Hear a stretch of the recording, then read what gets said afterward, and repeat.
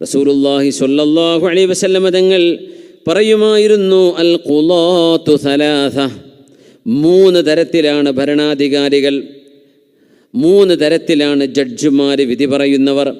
ഇസ്നാനി ഫിന്നാരി വവാഹിദും ഫിൽ ജന്ന. ജഡ്ജ് അധികാരം കൈകളിലുണ്ടായി വിധി പറയാനുള്ള, ന്യായം പറയാനുള്ള അധികാരമുള്ള ജഡ്ജിമാരിൽ 3-ൽ 2 വിഭാഗം നരകത്തിലാണ്, ഒരു വിഭാഗമാണ് സ്വർഗത്തിലുള്ളത്. റജുലുൻ അലിമൽ ഹഖ് ഫഖളാ ബിഹി ഫഹുവ ഫിൽ ജന്ന.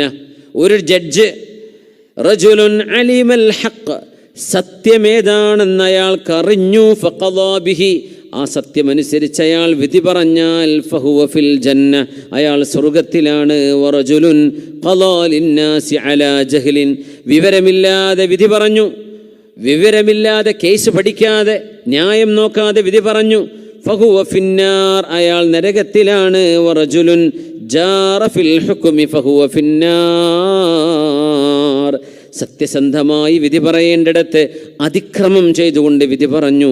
ഇങ്ങനെ വരുന്ന 2 വിഭാഗവും നരകത്തിലാണ്. സത്യം മനസ്സിലാക്കി നീതിയുക്തമായി വിധി പറഞ്ഞ ഒരു ജഡ്ജല്ലാതെ മറ്റെല്ലാം നരകത്തിലേക്കാണെന്ന് മഹാനായ റസൂലുള്ളാഹി സ്വല്ലല്ലാഹു അലൈഹി വസല്ലം.